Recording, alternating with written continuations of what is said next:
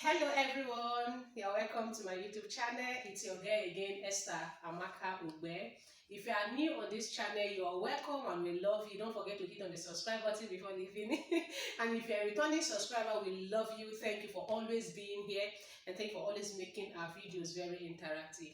Here on this channel, we discuss everything about health awareness and everything you need to know about HIV management. In today's video, we'll be diving into discordant couple. In my previous video, I made mention of discordant couple and some persons came to me asking what discordant couple is. So today I'm making a separate video for that now. I'm going to enlighten us on what discordant couple is when it comes to HIV management. Discordant couple simply means a situation whereby a partner is HIV positive and the other partner is HIV negative. It's as simple as that. Some persons will ask, is it possible? Yes, it's very possible. It is very possible for a partner to be positive, HIV positive, and the other partner is HIV negative, and they are both living and fulfilling their dreams together for lifetime. It is very, very possible. So today I'll be breaking this discussion into three different aspects. One, how to identify discordant couple. And secondly, we'll be treating how to manage HIV in discordant couple. And three, we'll also be discussing how to get tested as discordant couple. If this sounds like what you really want to hear, stay tuned as we dive down into it because this might help somebody around you. Firstly, let me say this. Discordant couple is not identified via suspicion or assumption. You can't just assume, I think I am positive and my partner is negative. With the way my partner is doing, it seems he's HIV positive. He has been falling sick for a while. We don't do that here. We don't assume. We don't assume. We work with real facts. You don't assume discordant couple. You don't suspect. Discordant couple is only identified in the hospital. You and your partner go to the hospital, the same day. You are being tested together. You go to the hospital together. You are being tested together. And your test results brought out together. The practitioner there identifies, the physician there confirm that one of you is positive whereas the other one is negative. At that point, can we really say you both are discordant couple? And like I said earlier, discordant couple can live a fulfilling love life. It is not possible. If one partner is HIV positive, automatically the other partner will be HIV positive. It is not true. It is not necessarily true, unless the partner that is positive, it's not adhering to treatment. But in most cases, when the person that is positive is adhering and keeping to instruction, the other partner ends up being negative all through them being together. And how can you achieve? There are some factors that can affect that. Which number one is viral load? Okay, viral load. If the partner that is positive have a low viral load, in most cases undetected viral load, the rate of transmission is very, very impossible. It's impossible, at most zero. Like if the viral load of the positive partner is undetectable, transmission in most cases is not possible. Another factor that can lead to this is some type of exposure, most times sexual positions. Okay, I don't know how I will analyze this to make you really understand, but there are some sexual positions that exposes you more to HIV transmission. And the other aspect is immune system. The other factor that can lead to couples being discordant in most cases is immune system.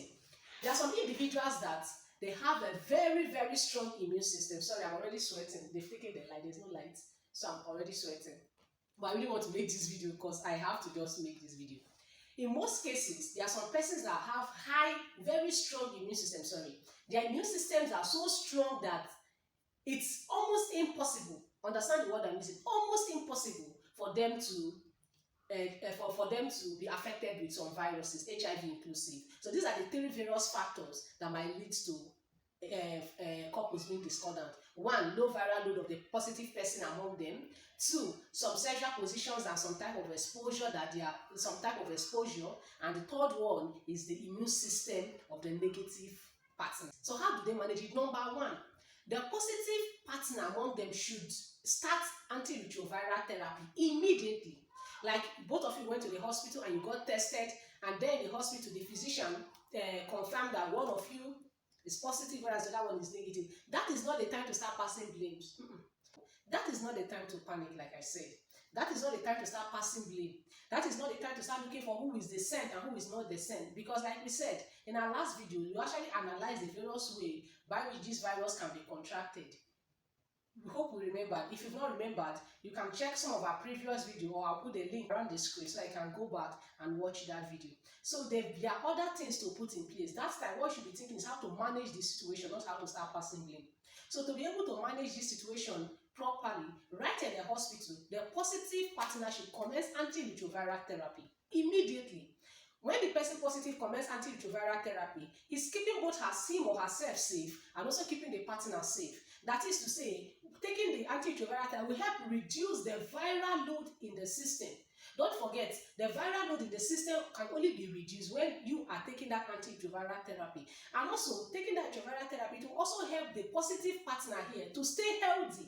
You will not be unnecessarily falling sick. You will not be exposed to opportunistic infection. And you keep both your family and your partner safe. So the first thing to do in that situation is to commence antiretroviral therapy for the positive partner.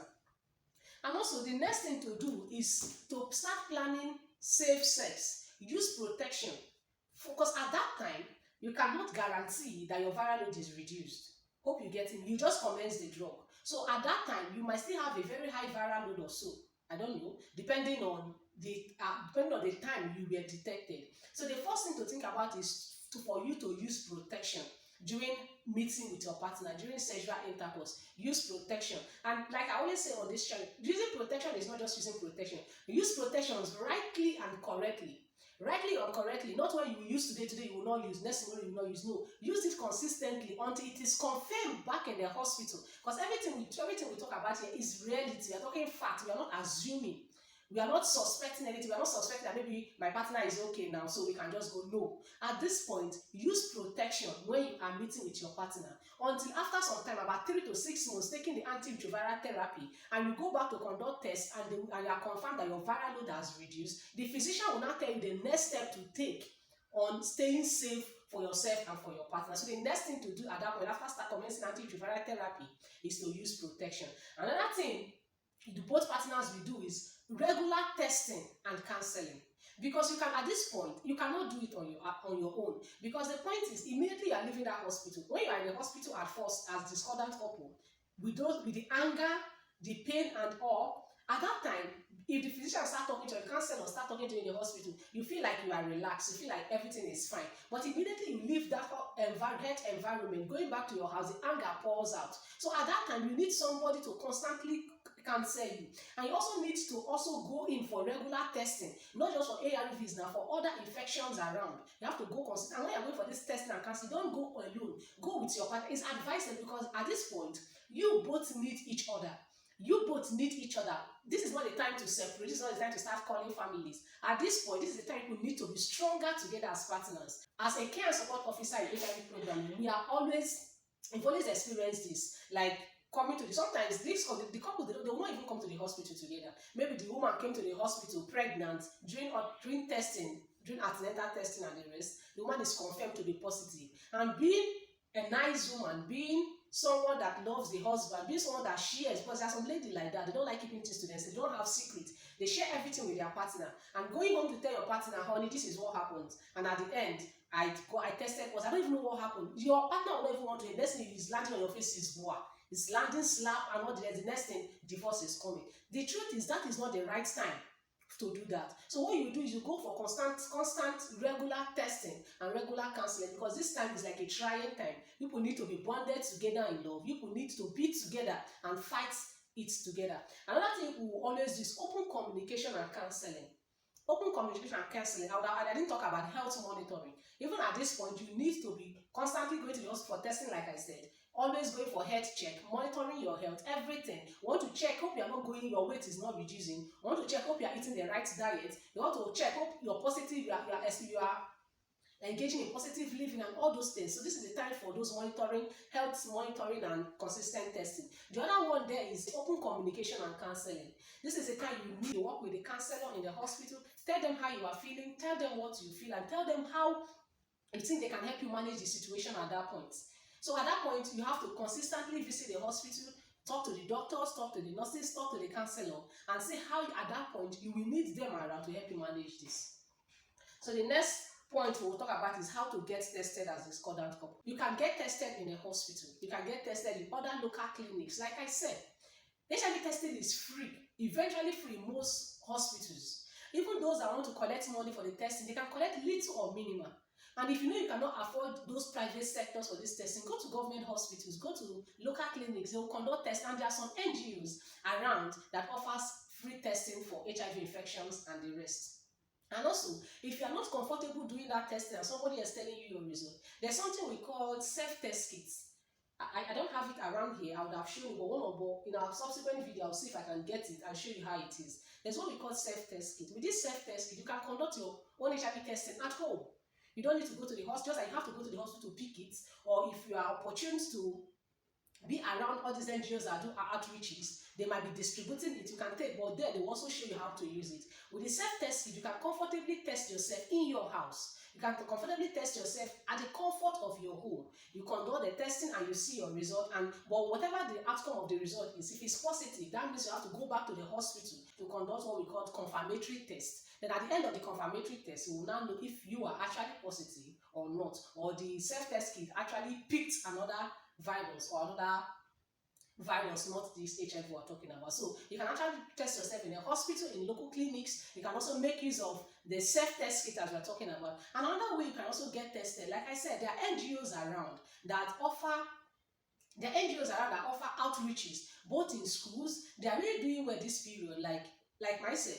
Most times we go to schools, we go to churches, we go to mosques, like we just go there to offer free HIV tests. There are a lot of persons come to conduct, they partake from those testing. So in those ways, you can also get tested and you know your status. So in these places, you can go as a couple to that place. Like if you've not been able to go to the hospital later or local clinics in this at some point, and you've not had access to the self-test kit, whenever there is an outreach being conducted anywhere around you, you can actually make use of that opportunity. You and your partner can actually go there and get tested. And if whatever the test result is, both positive and negative, you should do the next step to take. Testing together as partner helps you know the status of your partner. I'm an advocate of couple testing. I'm an advocate, a big time advocate for couple testing, because couple testing is the best way to identify your partner's status. Let me say this: love and health can coexist. Because your partner is HIV positive is not the end of the world.